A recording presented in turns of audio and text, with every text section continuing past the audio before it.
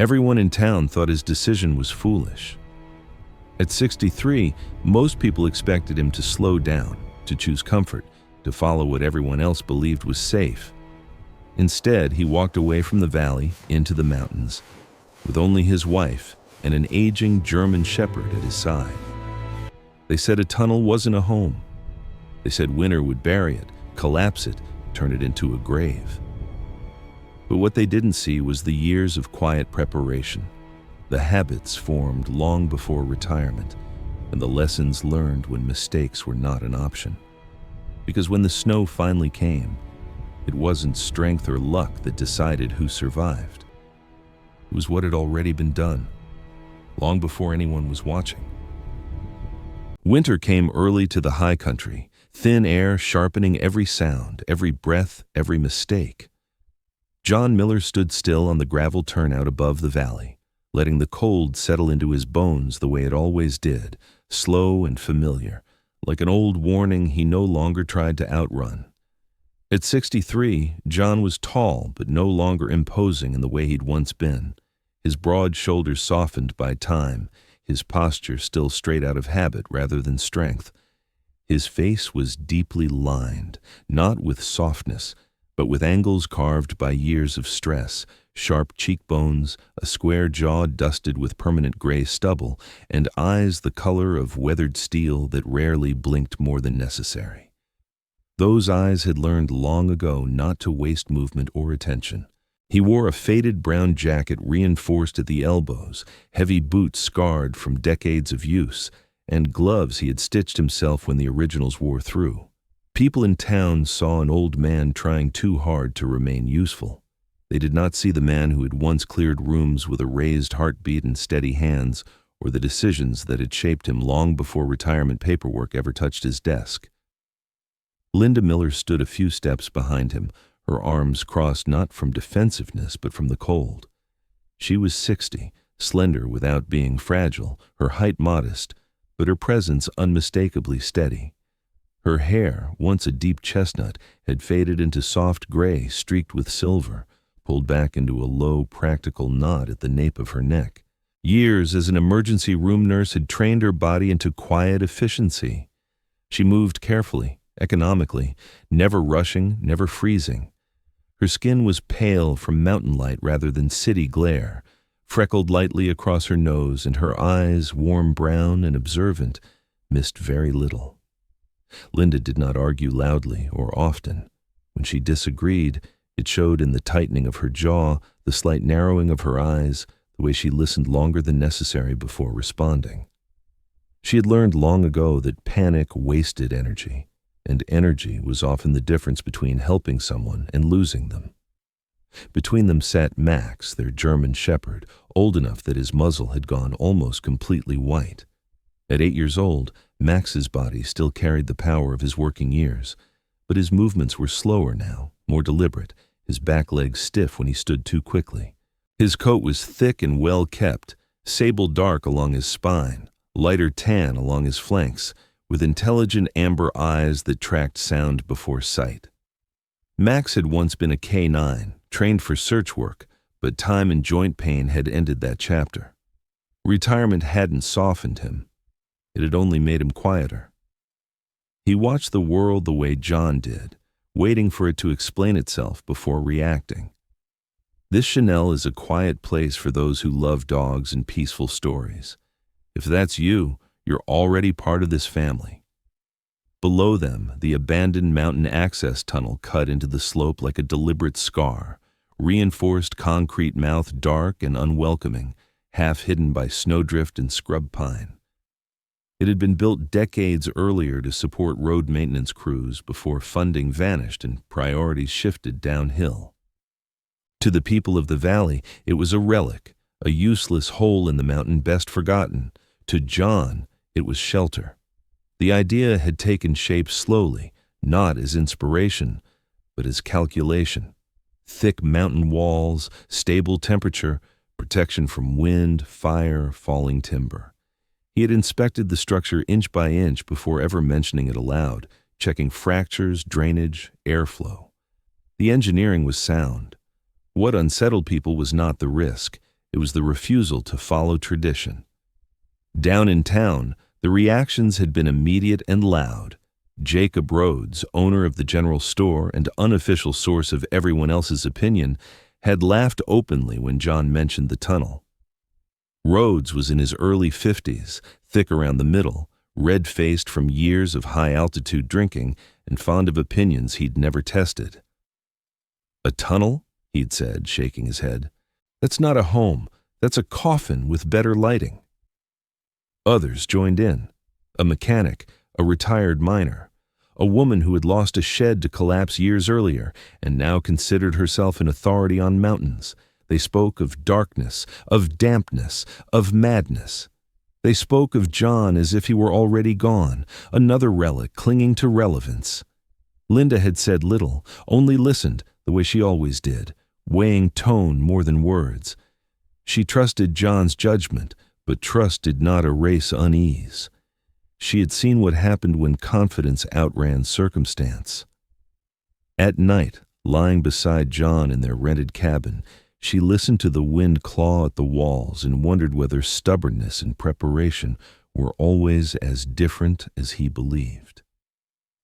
John slept lightly, the way he always had since the incident 5 years before, the one that finally pushed him out of the job.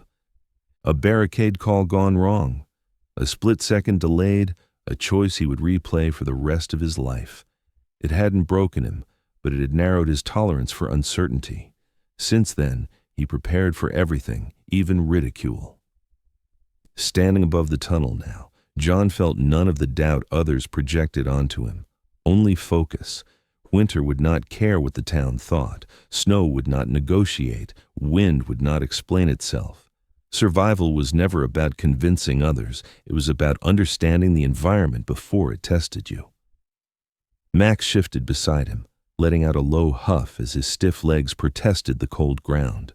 John crouched, resting a gloved hand against the dog's broad chest, feeling the steady rhythm beneath thick fur. "Easy," he murmured, not because Max needed instruction, but because ritual mattered. Linda watched the exchange, a familiar ache tightening briefly behind her ribs. They were all aging. The mountain did not care.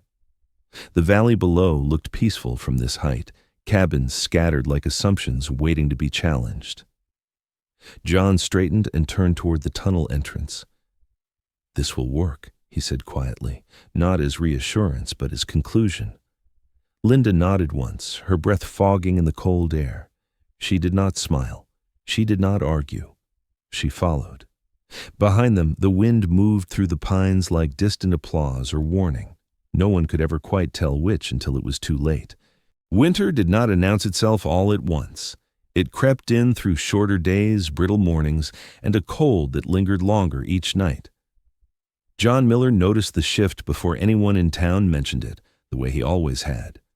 He felt it in the tightening of his joints when he woke, in the sound of snow compressing under his boots, in the way the mountain seemed to hold its breath. While others were still stacking lumber for cabins and debating insulation thickness over coffee, John was already working inside the tunnel. He moved with deliberate economy, measuring twice, cutting once, conserving strength the way he had learned after years of operations that punished carelessness.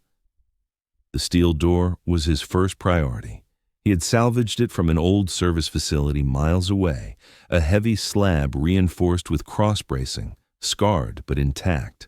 He installed it himself, anchoring the hinges deep into the concrete, testing it again and again until it sealed with a dull, reassuring thud. Cold air could find cracks in wood. It struggled against steel. Ventilation came next. John mapped airflow the way others mapped property lines, tracing invisible paths with smoke and candle flame, watching how air moved when the temperature dropped.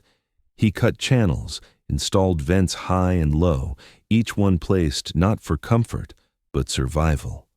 Warm air rises, cold air sinks. Panic suffocates faster than smoke. These were not theories to him. They were lessons written in sweat and aftermath. Linda watched much of this in silence. She spent her days organizing supplies, cataloging food, medical kits, blankets, and tools with the same calm precision she had once used in trauma bays. At 60, her movements were slower than they had been in her 30s, but no less certain. Her hands, still steady, bore faint scars from years of IV needles and emergency sutures. She had always been slim, her strength understated, her presence grounding. As the weeks passed and the temperature dropped, she found herself studying John more closely, noticing how carefully he rationed his effort, how often he paused not from fatigue but calculation. It unsettled her. Not because she doubted him, but because she recognized the signs of someone preparing for something he did not expect others to understand. Max struggled more openly. The cold settled into his joints like rust, especially in his hips. He rose slower each morning, back legs stiff, breath fogging in short bursts. His coat was still thick, his posture proud, but Linda noticed the wince he tried to hide when he lay down on stone. She adjusted his bedding, added insulation, rubbed warming ointment into his joints with gentle, practiced hands. Max accepted the care with quiet dignity, amber eyes never leaving John for long. He trusted John the way working dogs trusted handlers, not blindly, but completely. One afternoon, while John worked on a narrow passage at the rear of the tunnel, Linda finally spoke the thought she had been holding back.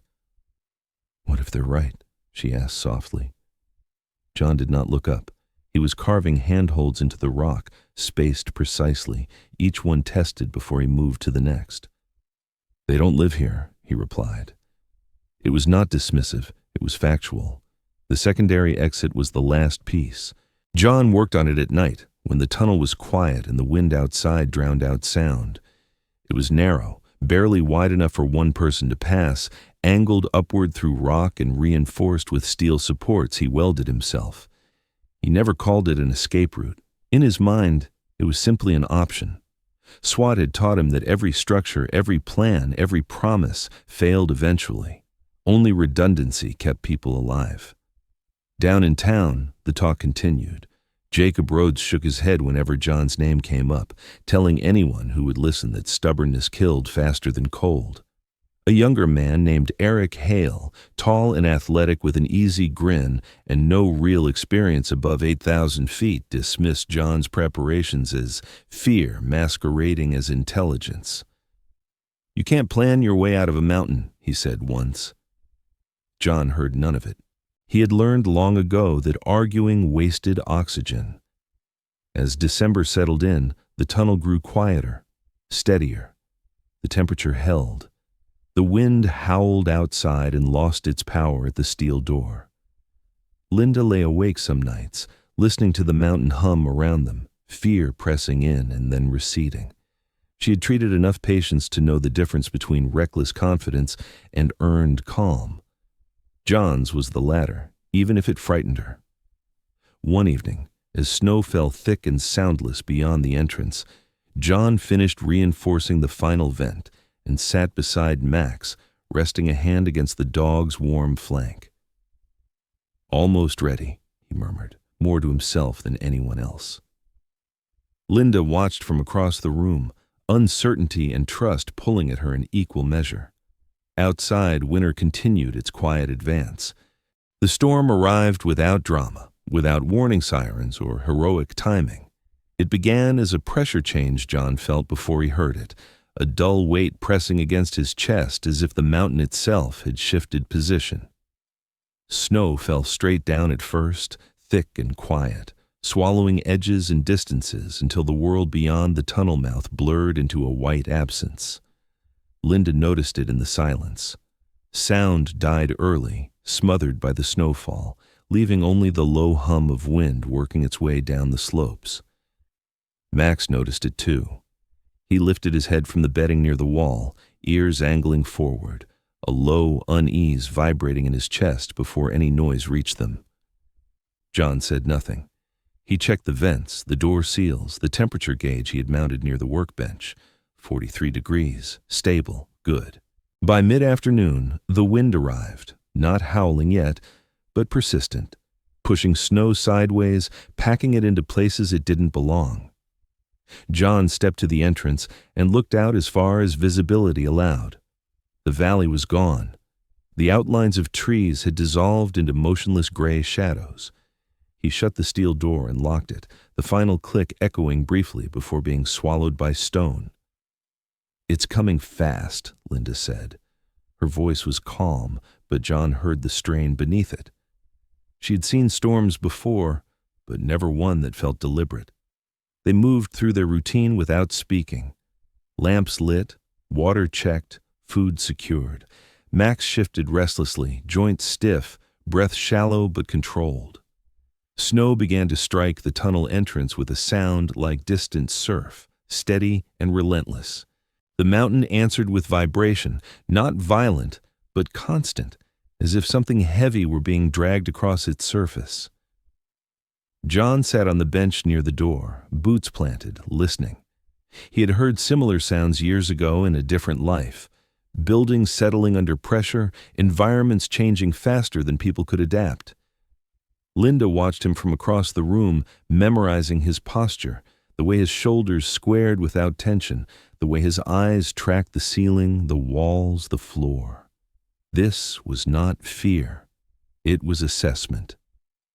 Night fell without ceremony. The storm intensified. Wind screamed through the upper reaches of the pass, forcing snow into dense sheets that slapped against the reinforced entrance. Then came the sound John had been waiting for and hoping not to hear. A low, distant roar. Not sharp, not sudden, but growing, sustained, impossible to mistake once you knew it. Max whined, scrambling to his feet despite the stiffness in his legs, nails scraping briefly against stone. Linda froze. "John," she said, the word breaking despite her control. He was already moving. "Stay back," he said evenly, crossing the room toward the door, one hand braced against the wall as the vibration deepened. The roar swelled into something massive, a continuous thunder that pressed against their ears and chest at once. Dust drifted from the ceiling. The lights flickered. Then the world seemed to close. Snow and debris slammed into the entrance with explosive force, the impact reverberating through the tunnel like a physical blow. The steel door groaned, but held. The sound was overwhelming. Pressure, weight, movement, all of it compressed into seconds that stretched too long. Linda dropped to her knees beside Max, arms around his neck, feeling his heart hammer beneath her palms. Her breath came fast despite her training. She knew what 30 feet of snow could do. She knew what burial looked like. When the sound finally stopped, it stopped completely. Not a fade. A cut. Silence rushed in so suddenly it made Linda's ears ring. The lamp steadied. The floor no longer trembled. John remained still for several seconds, eyes closed, hand flat against the wall as if listening through bone. He opened his eyes slowly. "We're intact," he said. The words were measured, not hopeful. Linda swallowed hard. "Are we?" She couldn't finish the question. John rose and moved to the vent nearest the ceiling, holding a lit candle beneath it. The flame bent slightly, steady, alive. He watched it for a full minute. "We have air," he said. The relief hit Linda late, flooding her chest with heat and weakness at once. Her hands trembled as she pressed her forehead against Max's fur. Max's whine faded into a low, steady huff, his body gradually relaxing as the immediate threat passed. But something else settled in its place. Weight, stillness. John approached the steel door and ran his hand along the seam. Cold, solid. He did not try to open it. He already knew. They were buried, completely. The mountain had decided, and for now, it was finished speaking. Linda looked around the enclosed space, the stone walls, the lamps casting small circles of light that seemed suddenly insufficient. "How long?" she asked quietly. John did not answer right away. He sat down across from her, back against the granite, and finally let his shoulders drop an inch. "As long as it takes," he said. Outside, the storm continued to rage unseen, snow piling higher, pressure increasing, the entrance erased from the world. Inside, 3 lives waited, sealed in by silence and stone, balanced between preparation and whatever came next. If this story is keeping you here, it probably touched something familiar. Moments like this remind us how often quiet preparation matters more than loud opinions. If stories like this resonate with you, subscribing helps make sure you don't miss the next one. And before we continue, take a second to think about this. Would you have judged his decision the same way at the beginning? Time inside the mountain lost its shape. There was no sunrise to mark a new day, no shifting light to measure hours, only the steady lamps and the quiet rhythm of breath and movement. John Miller woke first, as he always did, joints stiff but mind already awake. He checked the vents before anything else, holding the candle steady, watching the flame bend just enough to confirm what he needed to know. Air was still moving. The mountain had sealed them in, but it had not silenced them. Linda stirred next, sitting up slowly, rubbing sleep from her eyes with the heel of her hand. In the dim light, her face looked older than it had weeks ago, lines around her mouth deeper, eyes more guarded. She was still composed, but exhaustion had begun to erode the careful calm she carried. "How is it?" she asked. "Stable," John replied. He did not say safe. He had learned the difference too early in life. Max pushed himself upright with effort, hind legs trembling briefly before holding. His ears were alert, his gaze fixed on John, waiting for instruction even now. John knelt beside him, checked his joints, fed him small portions of water and food, careful not to rush his system. Survival was pacing, not force. Hours later, when John judged the vibrations above them had settled, he turned his attention to the secondary exit. Linda watched him prepare without speaking, her fear no longer sharp but heavy, a constant pressure behind her ribs. She trusted him, but trust did not cancel reality. John moved deliberately, climbing the narrow passage he had carved months earlier, hands finding the familiar holds, muscles working from memory rather than strength. The climb was slow, careful. Above him, the shaft ended in compacted snow and debris packed hard as concrete. He worked with measured strikes, never overcommitting, listening for shifts, for warning sounds. When light finally broke through, it was weak and cold, but real. He widened the opening just enough to clear his head and shoulders and drew in fresh air, sharp and alive. The valley was unrecognizable. Snow lay in brutal layers, trees snapped and half-buried, familiar landmarks erased. The avalanche path was clear now, a wide, destructive scar cutting down the mountainside, passing directly over the tunnel entrance. John closed his eyes for a moment, not in relief, but acknowledgement. He had expected this. Down below, movement caught his attention. Vehicles, people, rescue crews working the edges of destruction. John signaled, using the small emergency flare he had kept sealed and dry. It burned red against the white, impossible to miss. Sheriff Tom Caldwell saw it first. Caldwell was a solid man in his late 50s, thick-necked, with a weather-beaten face and a mustache gone mostly gray. Years of rural law enforcement had given him a slow, deliberate manner and a deep respect for terrain. He had not laughed when John mentioned the tunnel months earlier, but neither had he encouraged it. Now, staring up at the flare emerging from the mountainside where the avalanche had struck hardest, Caldwell felt a tightening in his chest. "That can't be," he muttered. The climb up was brutal. When Caldwell reached the opening and saw John's face emerge from the snow-packed shaft, disbelief gave way to something quieter and heavier. "We thought you were gone," Caldwell said. John shook his head once. "We were sheltered." Caldwell followed John back down into the tunnel, taking in the intact space, the steel door buried behind tons of snow, the steady air, the calm organization. Linda rose to her feet, exhaustion straightening into dignity as she met the sheriff's gaze. Max stood between them, steady now, watchful.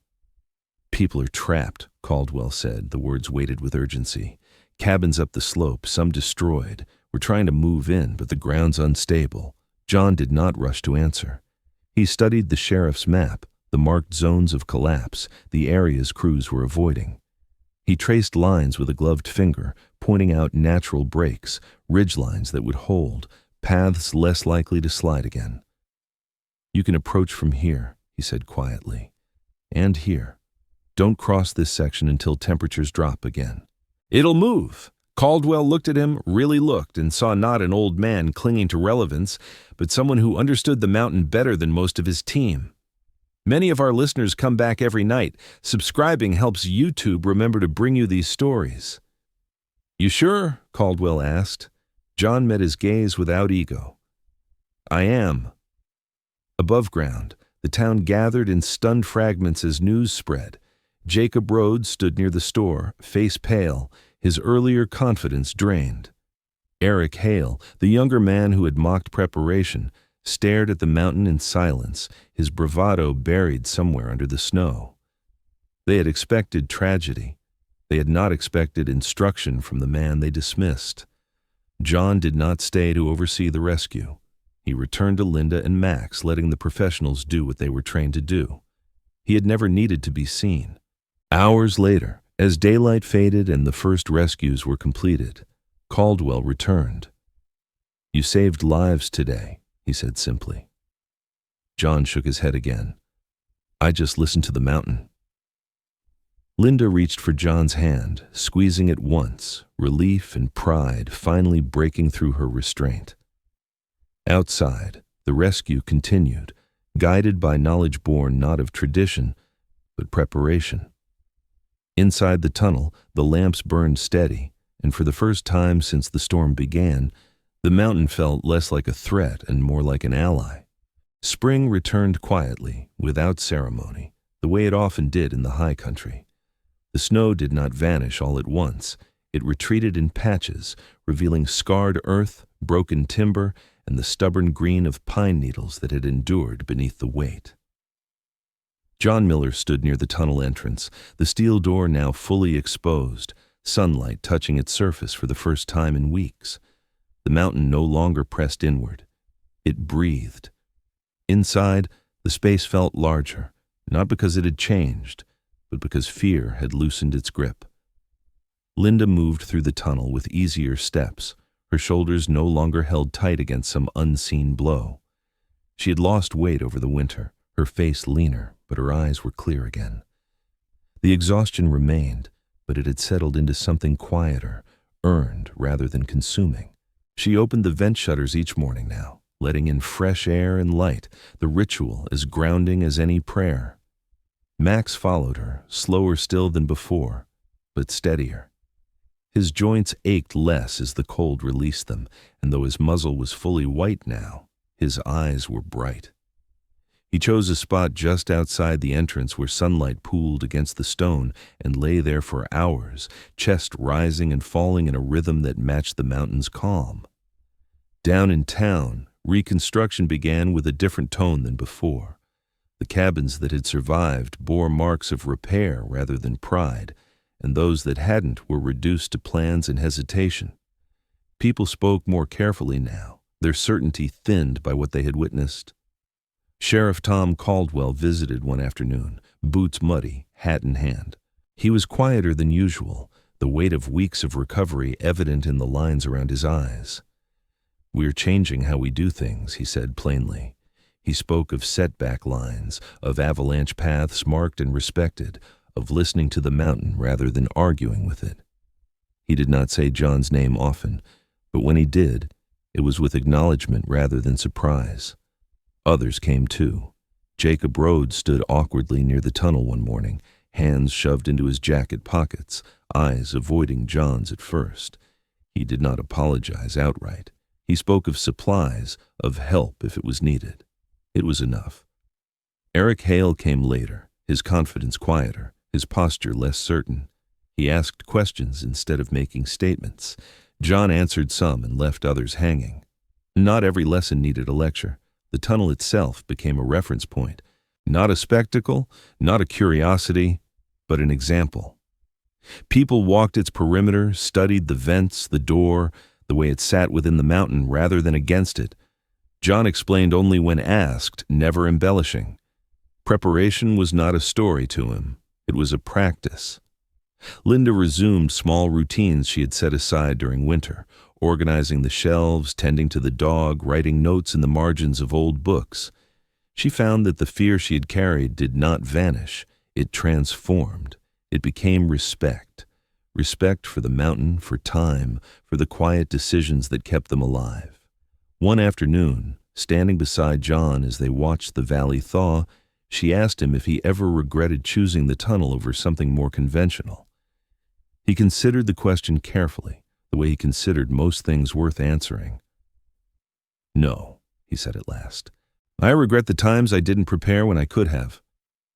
That was all. The town never held a meeting to declare John right. There were no speeches, no plaques, no applause. Instead, there were changes. Homes placed differently, supplies stored longer, plans drawn with contingencies. Recognition arrived the only way it ever truly mattered, through behavior. As spring deepened, life resumed its quieter patterns. Snowmelt fed the creeks, birds returned to the lower branches. The mountain remained, unchanged and unmoved by any of it. John, Linda, and Max stood together at the entrance one evening as light stretched across the valley. They had not conquered anything. They had listened, prepared, and endured. The tunnel waited behind them, solid and patient, not as a monument to defiance, but as proof that sometimes survival favored those willing to be underestimated. This story isn't really about a mountain, a storm, or even a hidden shelter. It's about preparation, experience, and the quiet choices people make long before anyone is watching. In everyday life, we often judge others by what we can see on the surface, their age, their methods, how different their choices look from our own. But real wisdom is usually invisible until the moment it's tested. Many of us know someone like that. Or maybe we are that person ourselves, quietly preparing, thinking ahead, being underestimated. If this story made you reflect on a time when preparation, patience, or experience made the difference in your life, share that moment in the comments below. Your story might resonate with someone who needs to hear it today. And if you value stories that remind us to think deeper, judge less, and respect quiet strength, consider subscribing to the channel so you don't miss the next one. If this story helped you relax or feel less alone tonight, you're always welcome here. What most people never realized is that the storm wasn't the real test. The real test happened long before the snow fell, in the quiet moments when no one was watching and preparation felt unnecessary. In the next story, we'll see another moment where experience was ignored until it was almost too late. And once again, the people who were laughed at turned out to be the ones who understood the danger first,